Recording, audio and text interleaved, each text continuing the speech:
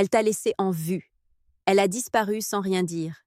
Elle a ignoré tes messages comme si tu étais invisible et maintenant, des semaines plus tard, elle réapparaît. Et toi, que fais-tu? Tu lui réponds comme si de rien n'était? Tu joues l'indifférent? Tu lui fais des reproches? Mon frère, c'est ici que le stoïcisme entre en jeu avec toute sa force. Parce que ce n'est pas juste une conversation banale, c'est une épreuve, un test de ton autocontrôle, de ta valeur en tant qu'homme, de ta capacité à ne pas réagir émotionnellement comme un enfant blessé. Et oui, ce que tu es sur le point d'entendre n'est pas pour tout le monde. C'est inconfortable, ça fait un peu mal, mais si tu veux vraiment être un homme maître de lui-même, un homme qui ne rampe pas pour des miettes émotionnelles, alors reste jusqu'à la fin. Cette vidéo n'est pas faite pour te transformer en robot sans émotion. Elle est là pour t'apprendre à répondre avec dignité et non par nécessité. Beaucoup d'hommes échouent ici parce qu'ils croient encore que toute attention est bonne à prendre, parce qu'ils confondent contact et intérêt réel et, pendant ce temps, ils perdent leur respect, leur temps et leur énergie pour quelqu'un qui a déjà montré ce qu'il vaut. Le stoïcisme ne consiste pas à être froid. Il s'agit d'avoir une clarté mentale quand les émotions tentent de te contrôler. Alors, si elle réapparaît après t'avoir ignoré, après t'avoir laissé parler tout seul, comment répondre sans te perdre toi-même? Voici 10 clés divisées en sections faciles, claires et oui, assez inconfortables, mais si tu oses les écouter, tu sortiras de cette vidéo avec une mentalité complètement différente et tu sauras non seulement quoi faire, mais pourquoi le faire. 1. Tu ne lui dois pas de réponse. C'est la première chose que tu dois te graver dans le crâne. Tu n'es pas obligé de lui répondre. Et je sais que cela peut faire un peu mal, surtout si elle compte encore pour toi, si tu attendais ce message, si chaque notification te faisait penser « Est-ce que c'est elle ?» Mais écoute bien, le fait que quelqu'un t'écrive après avoir disparu ne signifie pas qu'il mérite ton temps.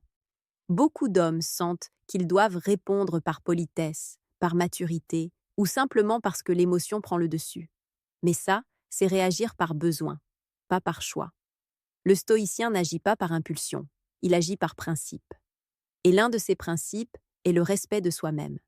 Si quelqu'un t'a laissé dans le silence, t'a ignoré, ne t'a pas valorisé, ne t'a pas priorisé, alors le fait qu'elle revienne n'efface rien de tout cela. Répondre automatiquement ne fait que renforcer une chose, que tu es disponible peu importe comment on te traite. Et si elle comprend ça, elle répétera le schéma. Elle disparaîtra encore, reviendra quand elle en aura envie, et toi, tu seras toujours là. Veux-tu vraiment cela? Tu dois te rappeler ceci. Ton temps est précieux, ton attention est précieuse. Tout le monde ne devrait pas y avoir accès. Son silence était une décision.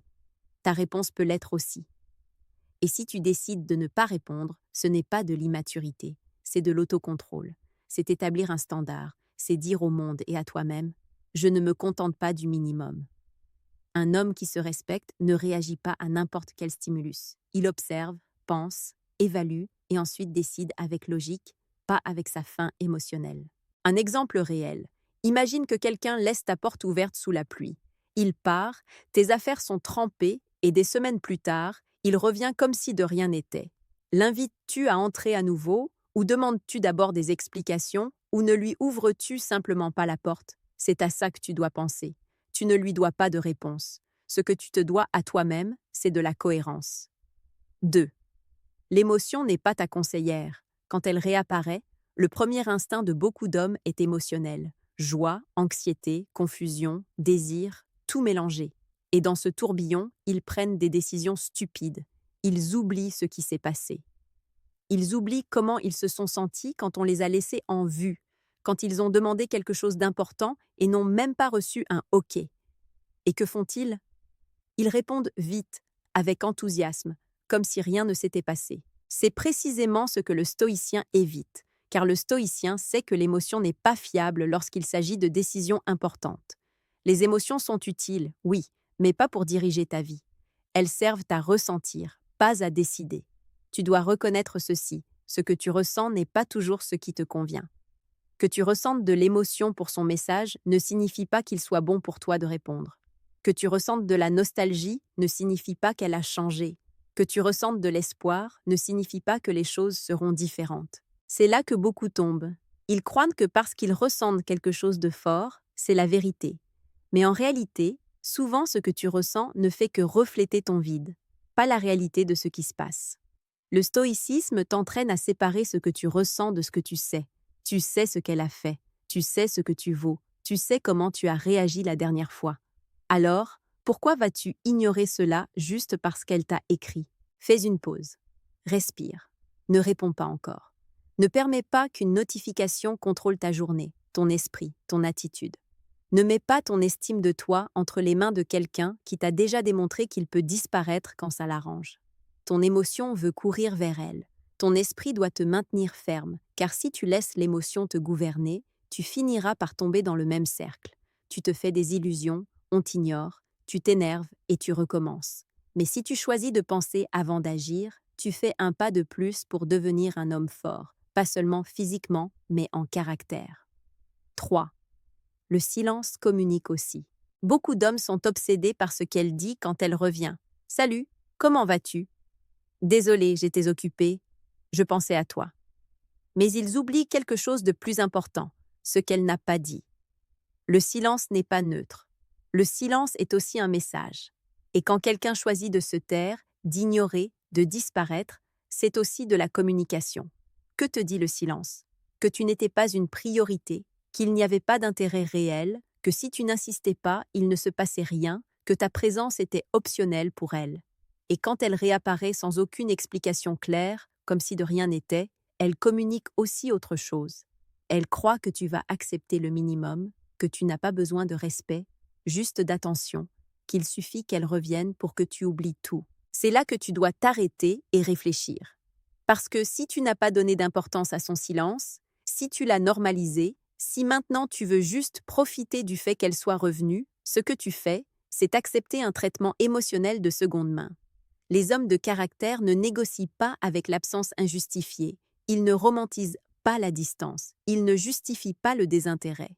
Et tu le sais parce que tu l'as senti. Quand quelqu'un t'ignore, tu le sens dans ton corps, tu y penses toute la journée, ça t'affecte. Alors, pourquoi ignorer ça maintenant? Pourquoi effacer des semaines de vide juste parce que quelqu'un a décidé d'apparaître? Ce n'est pas de la maturité, c'est de la faim émotionnelle. Le stoïcisme te rappelle que l'absence enseigne aussi que lorsque quelqu'un te laisse dans le silence, il prend une décision active et que tu as le pouvoir d'en prendre une aussi. Ne permets pas qu'on t'utilise comme plan B. Ce n'est pas de l'orgueil vide, c'est de la véritable estime de soi. Si tu n'as pas appris du silence, tu répéteras la même histoire. 4. Ne suppose pas qu'elle a changé. C'est ici que tu dois être brutalement honnête avec toi-même. Le fait qu'elle t'ait écrit ne signifie pas qu'elle a changé. Et ça, mon frère, c'est là que beaucoup tombent comme des dominos. Ils se refont des illusions, s'imaginent que maintenant tout sera différent, qu'elle a réfléchi, qu'elle s'est rendue compte de ce qu'elle avait perdu. Mais sur quelle base? Un message, un emoji, un salut après des semaines de rien? Beaucoup d'hommes vivent avec un fantasme dangereux, l'espoir que celle qui les a ignorés va les valoriser davantage simplement parce qu'elle s'est éloignée. Non, le plus probable est qu'elle soit revenue par ego, par ennui, parce que son plan A échoué, ou simplement par habitude. Et voici la critique directe. Arrête de supposer des choses qu'elle ne t'a pas démontrées. Arrête d'inventer des motifs qui t'arrangent. Arrête de te remplir d'excuses pour justifier le fait que tu veuilles retourner là où on t'a dévalorisé. Ce n'est pas de l'amour, c'est de la carence. Un homme stoïque ne s'accroche pas aux illusions, il s'accroche aux faits. Et les faits sont simples.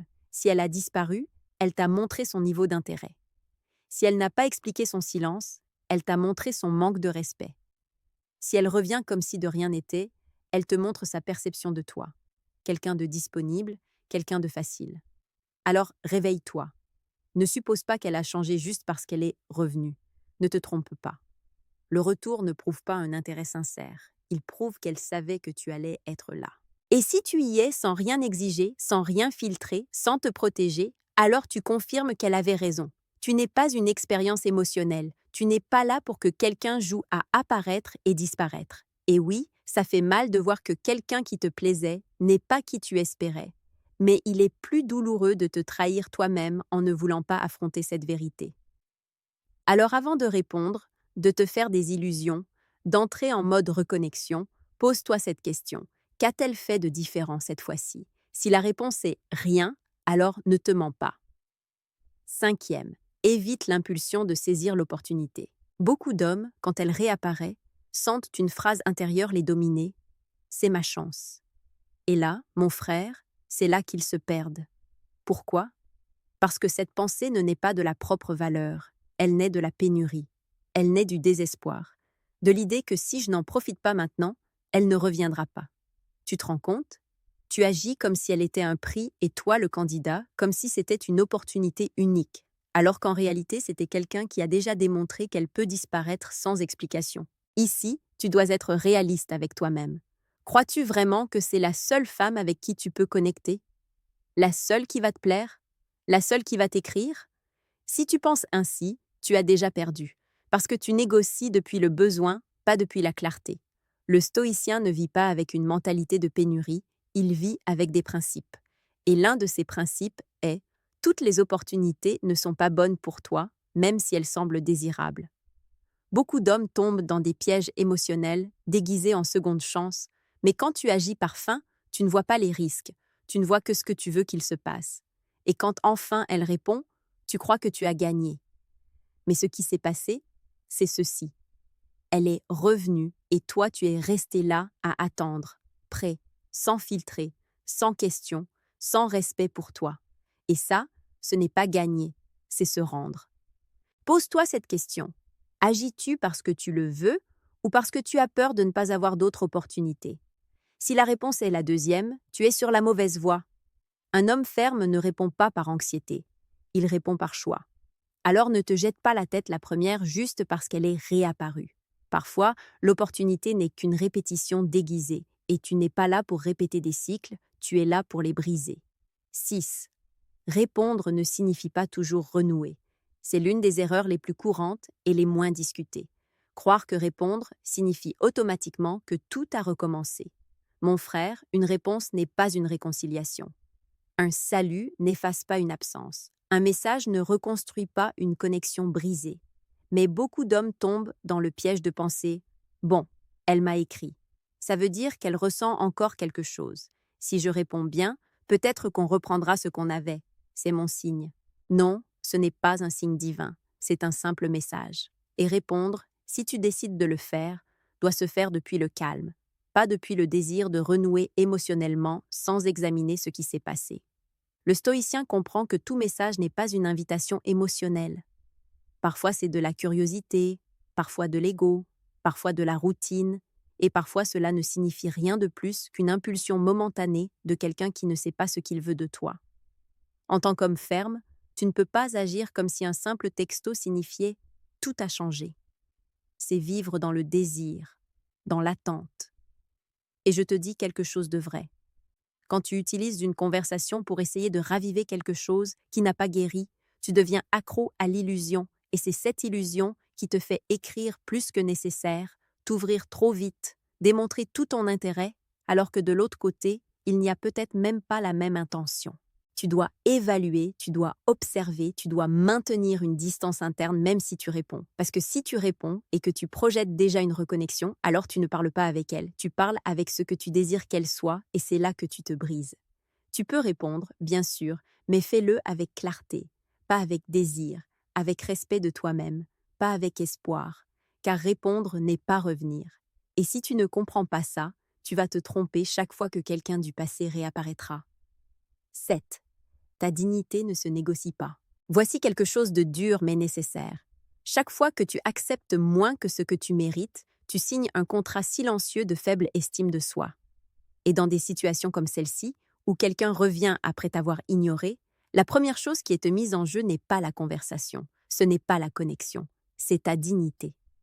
Beaucoup d'hommes ont été programmés pour penser qu'être compréhensif, accessible ou gentil est la bonne chose à faire, que répondre sans rien exiger les rend plus matures, mais en réalité, cela ne fait qu'enseigner aux autres qu'ils n'ont pas de limites. Le stoïcien n'est pas agressif, mais il n'est pas complaisant non plus. Le stoïcien a des standards, et les standards ne sont pas négociables, surtout quand tu as déjà été ignoré, écarté ou traité avec indifférence.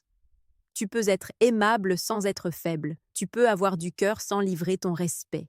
Et si elle revient et que tu agis comme si de rien n'était, le message que tu envoies est celui-ci. Fais ce que tu veux, je serai là de toute façon. Est-ce vraiment ce que tu veux communiquer? Que ta présence n'a pas de condition, que ton attention est gratuite, même si on t'écarte? Mon frère, ta dignité se construit avec chaque petite décision, avec chaque fois que tu dis non, même si ça te coûte, avec chaque fois que tu priorises ta valeur au-dessus de la validation momentanée. Et voici le coup de grâce. Si tu ne te respectes pas, n'attends pas qu'elle le fasse, car le respect ne se demande pas, il se projette, il se transmet par des actions, par des limites, par de la cohérence. Répondre à quelqu'un qui t'a ignoré n'est pas mal si tu le fais avec contrôle, mais si tu le fais depuis le vide, tu te vends au rabais et tu n'es pas là pour te brader. La dignité, c'est pouvoir se regarder dans le miroir en sachant que tu ne t'es pas trahi pour un peu d'attention. Alors décide, veux-tu renouer ou te respecter? 8. Analyse le motif du retour. Quand quelqu'un qui t'a ignoré réapparaît, la bonne question n'est pas « qu'est-ce que je lui dis ?» c'est « pourquoi est-elle revenue ?» Et c'est là que beaucoup d'hommes se trompent. Ils se concentrent sur comment répondre au lieu de se demander pourquoi cette personne a décidé d'apparaître juste maintenant. Mon frère, le stoïcien ne saute pas dans le dialogue sans d'abord comprendre le contexte, car tous les retours ne sont pas sincères. En fait, la plupart ne le sont pas. Est-elle revenue parce que tu lui manques? Peut-être. Ou est-elle revenue parce qu'elle se sentait seule, ennuyée, a échoué avec quelqu'un d'autre ou avait simplement besoin d'attention rapide? Plus probable. C'est là que tu dois observer, pas réagir. Demande-toi.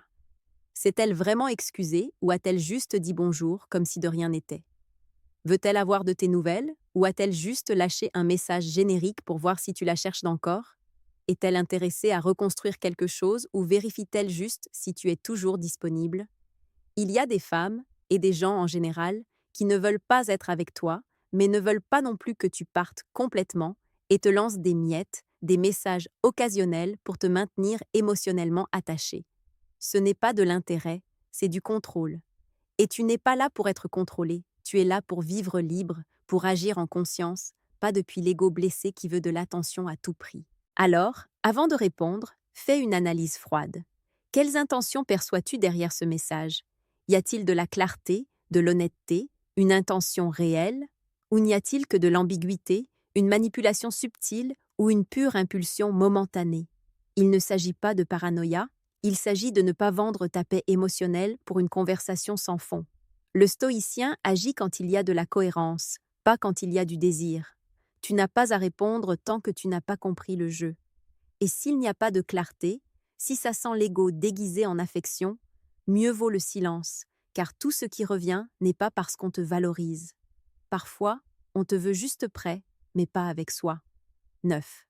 Sois clair, bref et direct. Si tu décides de répondre parce que tu as vu un peu de clarté, parce qu'il n'y a pas de rancune ou simplement parce que tu veux clore le cycle, alors fais-le comme un homme qui se respecte, clair, bref et direct. Ne t'embrouille pas dans des explications, ne te montre pas blessé, ne te mets pas en mode romantique, nostalgique ni désespéré. C'est l'erreur de beaucoup. Ils utilisent la réponse comme une porte pour se faire à nouveau des illusions. Ils commencent bien, mais au deuxième message, ils racontent déjà combien elle leur a manqué. Envoient des mèmes, des chansons, des souvenirs, et elle le perçoit. Il est toujours là. Et si elle te sent émotionnellement disponible sans filtre, elle refera la même chose qu'avant. Le stoïcien répond sans supplier, répond sans cacher sa colère, mais sans émotion débordante non plus. Il n'agit pas pour convaincre, il agit pour mettre au clair qui il est. Alors, si tu vas répondre, que ce soit ferme et avec intention. Des phrases comme « J'ai vu ton message, tout va bien ici. Content d'avoir de tes nouvelles, à quoi je dois ce message? Ça fait longtemps. Tu vas bien ?» sont brèves, neutres, centrées. Tu ne cherches pas la bagarre, mais tu ne sautes pas de joie non plus. Tu ne cherches pas à raviver quoi que ce soit. Tu observes, tu écoutes, tu mesures. Et si tu remarques de l'ambiguïté, des jeux, des allusions ou des manipulations, ferme le canal. Tu n'es pas là pour entrer dans des jeux émotionnels avec quelqu'un qui n'a pas su te valoriser. Rappelle-toi ceci. La façon dont tu réponds est une déclaration silencieuse de combien tu te respectes.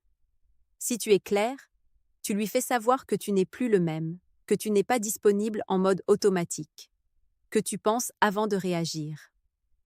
Et ça, mon frère, ça impose le respect, non seulement envers elle, mais envers toi-même, car au final, celui qui se contrôle a le pouvoir. 10. Si elle revient facilement, elle repartira facilement. C'est là que tout devient plus cru. Si quelqu'un peut revenir dans ta vie sans effort, c'est parce qu'il sait qu'il peut aussi repartir sans conséquence. Et c'est la partie que le plus d'hommes refusent d'accepter. Tu t'enthousiasmes parce qu'elle est revenue, tu sens qu'il y a quelque chose.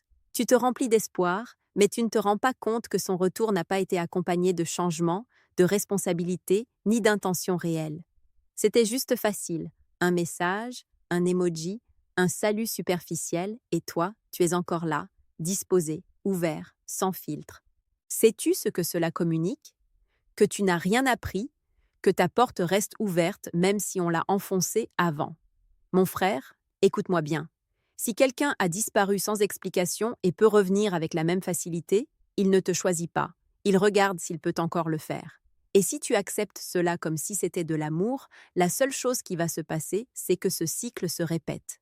Parce que le retour sans effort, sans conversation réelle, sans intention ferme, n'est qu'une pause entre deux abandons. Le stoïcien ne tombe pas deux fois dans le même piège.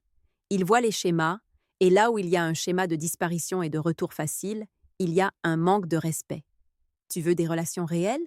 Alors exige des processus réels.